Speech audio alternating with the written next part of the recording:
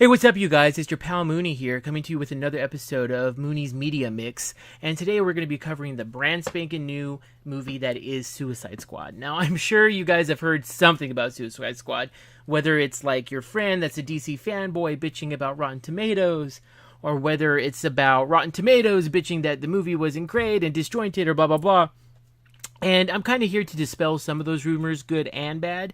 But I'm also just here to talk about the movie, which I saw. I got the 6 o'clock showing Pacific time over here at the Edwards that's closest to me.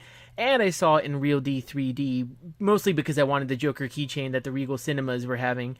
But alas, I did not get the keychain because Regal's bastards and cheap, but that's a whole other story. Anyway, talking about the movie, and we're just kind of gonna jump right in. The movie had a lot of really good aspects, and it definitely has some flaws. You can definitely tell that that many of the reactions to Batman vs Superman had an effect on this movie. It's still kind of from that same time, I guess you could say. It definitely had some of the negatives that Batman vs Superman had, in the sense of the story kind of felt disjointed. However, instead of bad writing compared to what I think was some of the main issues for Batman vs Superman, I felt like this was majorly editing.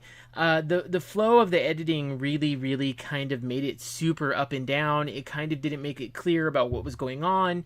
However, okay, that was kind of wrong to say. It made it clear about what was going on, but you just didn't understand the steps that they were taking. You didn't understand why certain things happened at that time. The motivations for the characters, the motivations for the story, I felt were at least clear for the entire movie. At 2 hours and 3 minutes, I felt like the movie definitely, the whole first part of the movie, I would say almost the first third of the movie, it's just you getting acquainted with the characters and basically why they're doing what they're doing, which I feel is very great, because in any movie you need to know why the characters are the way they are and what is motivating them to go on with this story that they're taking you on. I feel like Suicide Squad definitely accomplished that. First and foremost, the freaking soundtrack I thought was awesome. I know that some people felt that the soundtrack was maybe used improperly at certain times, but the collection of songs and the original music that they have for it, I felt was just really top. If there was going to be a DC movie that was going to compete with Guardians of the Galaxy, I felt like this was the one. So it definitely felt like that. And also the fact that this was much more of a... I feel like DC and Warner Brothers definitely listened to when people said that Batman vs. Superman was just a little bit too serious. All that comedy that was lacking in there, I felt they at least achieved that in this movie. So I'm going to kind of go with the bad, the good, like the ugly and the good, because like I said, I always want to do the bad stuff first and end on a high note. I will let you guys know when I'm going into spoilers. That probably won't be until the end. So as of right now, there's not going to be any spoilers so far. The bad part about this movie is, like I said, the editing. Well, the editing is kind of downright ugly. I'll kind of combine the bad and the ugly right now. The editing, it feels really disjointed. It feels like there were certain parts where certain scenes didn't flow. Like, it's not even about the whole continuity, the continuity of the story. I felt like the continuity was great. You know what I mean? Like I said, there was really no question of why they were doing what they were doing or what they were doing. But the story, it just kind of felt like it would, with the editing, it kind of felt like it would jump there, and certain scenes that were supposed to kind of have similar feelings just didn't have it, because the editing would drop off at a certain point, and then it would pick up at another certain point, and it would try to add almost two emotions. It would go from a really kind of sensitive and sad part to this really kind of action packed / brutal part, and that was kind of an issue. So yeah, the editing in this was just really bad. I think that needs to definitely be that needs to be identified by DC, because you guys just have an issue with telling linear stories. So yeah, please fix that, because going forward, that's going to be a real big thing. People are going to keep pointing that out, and it's just going to be more reasons for people that are trying to bring DC down, or say that DC doesn't know what the hell they're doing. They're going to point to that and kind of they're going to be right, at least in the editing part. Another bad part was I kind of feel like they could have added a little bit more Batman into this, kind of create, more of a feel of like, oh, it's like these people are really villainous and these, there are heroes that are fighting against them, because this movie really brought in the whole idea of metahumans and the fact that they're not anything necessarily new. Just like with the Enchantress, I mean, she's been around for like what 6,000 plus years. So that it seemed like they could have done more to kind of show that there's been old battles and that there definitely is a good side to this whole metahuman thing. But these collection of people are just the bad people. You know what I mean? I also feel like they almost, it's so funny because I keep hearing people talk about how the characters were thin and blah, blah, blah, and you didn't get enough backstory. To me, I felt like they almost put too much of an effort into telling backstory to where they could have added a little bit more, showing a little bit more action with the villains, showing a little bit more action just in general. There's a lot of action in this movie, but I just kind of feel like they didn't focus enough on the powers of the actual people. Like, I mean, of course, Deadshot is the guy that never misses, but all you really do is see him shoot in a general direction. You don't really see him do any, like, trick shots. I mean, you see a couple, but you don't see, like, a lot. You expect Deadshot to be kind of the Hawkeye of the DC universe, and so that's why I'm just, I wanted to see him do something special shots, some sort of like one-man army kind of stuff where you really feel like, oh man, this guy is like a force to be reckoned with. They did that for some people. I felt like Killer Croc, they kind of established power levels. But with the rest of the people, they really had an issue with establishing, like, what do their powers actually do. I mean, of course, Captain Boomerang had boomerangs, but you didn't really get to see enough of, like, what those boomerangs can do. And a part of these movies, especially about being a comic book fan, is that you love the pageantry of the powers that these people have. I mean, they're metahumans. They're special. You're supposed to be able to see these really cool, like, awesome, like power and fire and, like Harley Quinn bashing people's head in with, like, a bat and that kind of stuff. And while there was some of that in this movie, I felt like there wasn't enough of it because I felt like they were actually too worried on it trying to establish characters' backstories. So gonna quickly go over to the good parts that I liked about this movie, and the good parts is I felt like they really did stay true to each character. Margot Robbie especially, she is like the exact thought I had in my head when I would say this is what I wanted from a Harley Quinn live action character. You could tell that she loves the character, you can tell that she wants to grow with the character, and she really brings the character alive in a way that, I mean, Harley was always kind of really energetic, but I felt like Margot Robbie brings a presence about Harley. Like, she's no longer looked at as, like, the poor, like, beaten, like, girlfriend from the Joker, you know what I mean? In this, they established that she's very independent, that she's only going to do what she wants to do, and she's only there because she wants to be there type of thing. So I thought that was really interesting. I love the fact that the Batman and Batman and Jared Leto's Joker were only in there for a little bit. I still prefer Heath Ledger's Joker, but I actually like Jared Leto's Joker a lot. I feel like a lot of people are saying, oh, well, there wasn't enough Batman or enough Joker in here. Well, yeah, it's not a Batman or a Joker movie. I do know that DC definitely kind of gave, like, they put Joker in too much of the promotions. So it kind of made people expect that he was going to be a major part of the movie. And to be honest, he is a major part of the movie. In the story, his presence and his actions alter a lot of what happens in the story. However, his screen time and his lines are not that much, and I think that's what people always count for about him being big part of the movie. However, in my mind, he was the exact perfect part. If they had put him in any more, it would have drawn too much focus away from, like, the other people, like Diablo, Deadshot, Captain Boomerang. Some of those characters that had little enough screen time as it was. Like, I love Diablo, and I wish that they would have went more into him and kind of shown more about his past. But either way, I feel like they established the motivations and the backstories of each character really well, especially for it being, like, basically the introductory movie into many of the villains in the DC universe. I think what a lot of people forget is that we've had the luxury and kind of been babied by Marvel because we've literally gotten whole entire movies just committed to one character.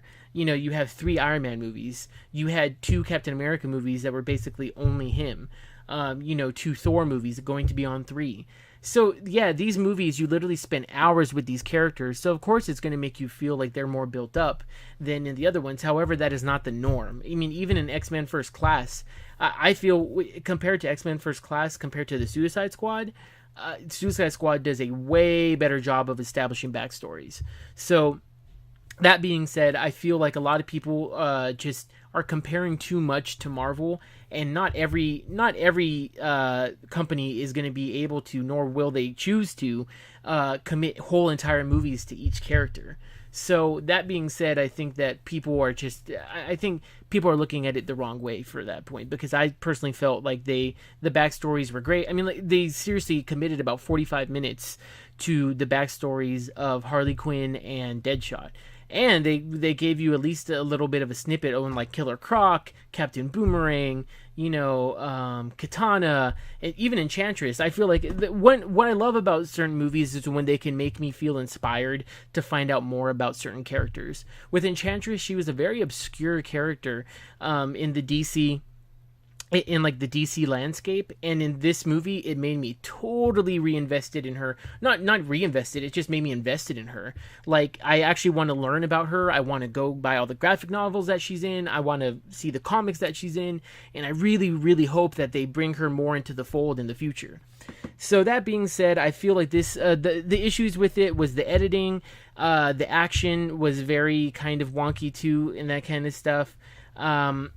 So editing and action wise were just like the biggest issues, but everything else I felt was really decent. I mean, acting, the post production, there was very, very low animation, but the animation that they did do looked really good. I mean, I felt the story I felt like you could understand why they were doing what they were doing and what they were doing throughout most of it. And so now I'm getting into the part where, just warning, spoilers. Okay, now you guys are entering at your own risk. So the villain from this movie is actually Enchantress and her brother. A lot of people want to talk about how they were kind of weak villains. I do agree that the villain, like, they could have done more. They could have shown more about how these people are villainous and what exactly their powers were. Because I'm still kind of questioning, like, okay, like, what were they doing, what they were doing, and why they were doing, that kind of stuff. But at the same point in time, I felt like they still created a very good air about them and a presence about Enchantress. When you see how she, like, possessed Dr. Moonie and, like, how the whole powers were. I mean, every time Enchantress came on the screen, I felt like I was like, this is awesome. And I was totally focused on it. So that being said, I feel like there definitely was room for villains. Like, DC just kind of seems to have an issue with villains, but they are getting better. Like, Doomsday, if you're comparing this to Batman vs. Superman, which I don't see why you would, but just if you are, like, Doomsday and Lex Luthor were very, very flimsy, I feel. Very, very kind of like, Doomsday just kind of appeared on it, and Lex, his motivations seemed very confusing throughout all Batman vs. Superman. In this, the motivations seem a little bit muddled, but at the same point in time, they still give you enough to kind of make it for you to fill in the gaps. They trust the audience a lot when it comes to that. You're kind of like, oh, okay, they're doing this because she was worshipped in the past and she's like this evil entity and she wants to take over the world, and so does her brother. So you kind of get that.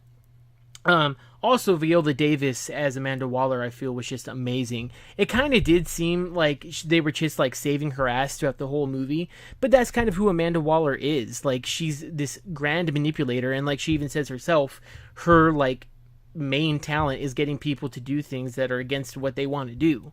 So I feel like that was very, very shown in this. I hope that they keep going with Amanda Waller in, like, the rest of the... Oh, and also, I mean, well, they show that they were, because for anyone that's seen the movie, you know that the after credit scene is basically Bruce Wayne talking to Amanda Waller and basically setting up for, like, a Justice League versus Suicide Squad type of thing.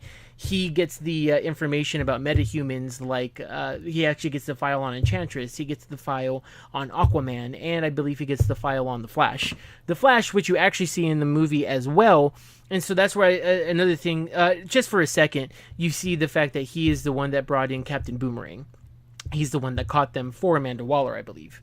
So that's actually really cool because they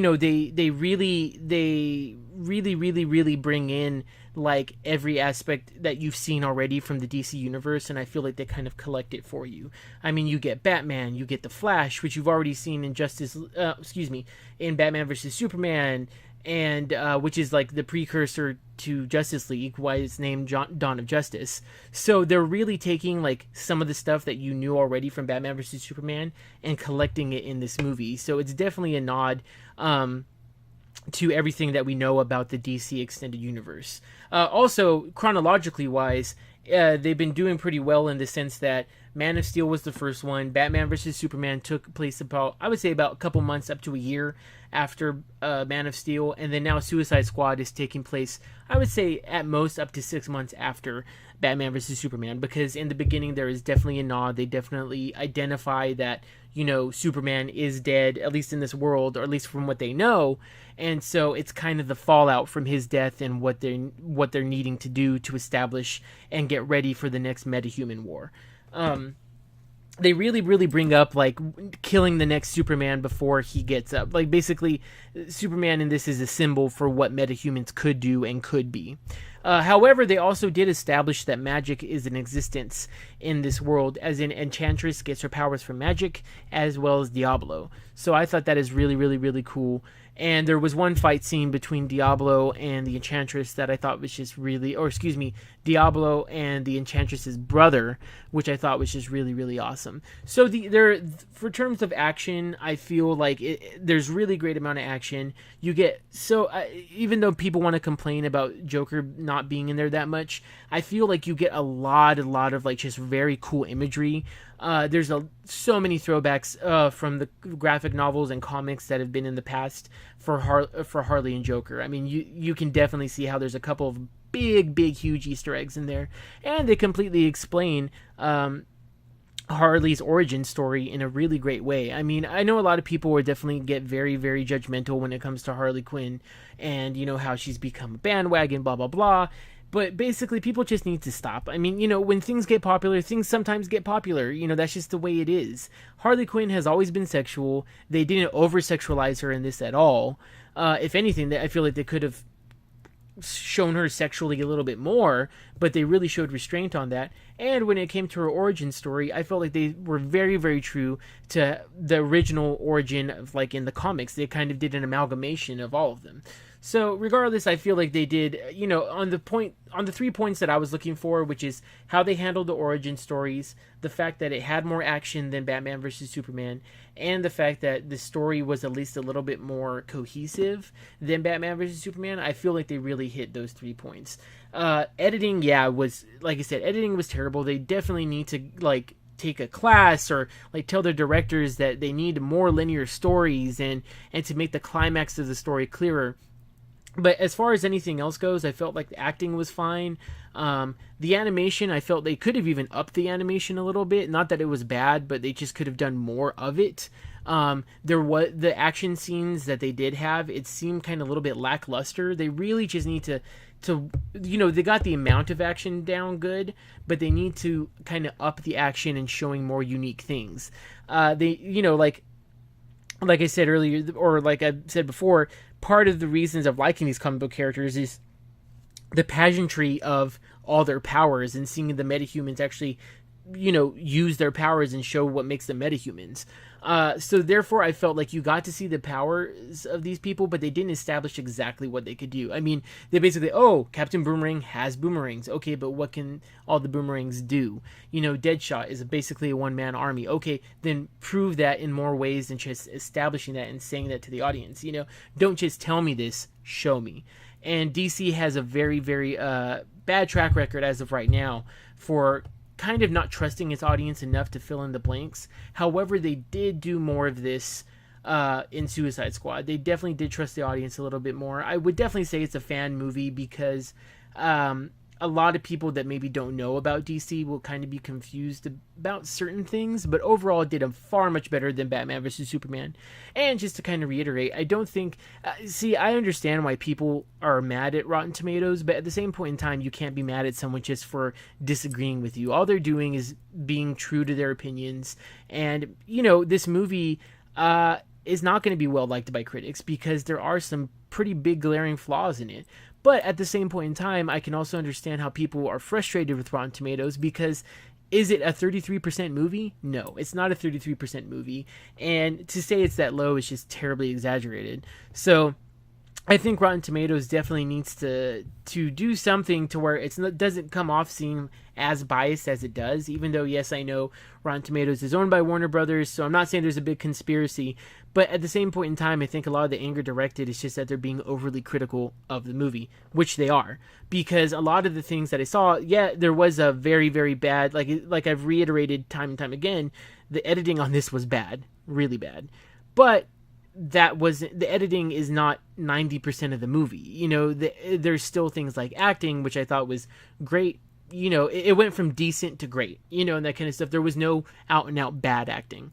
Things like animation, the production value, it went from average to good or great, depending on some scenes. I wouldn't say all scenes were great. There's definitely room for more production value, a little bit more, but you could definitely tell that there was a lot of reshoots in this movie, which I also feel like it suffered from because it looked like it could have been a different movie before Batman vs Superman had that just terrible loss, where people just had a bad reaction to it.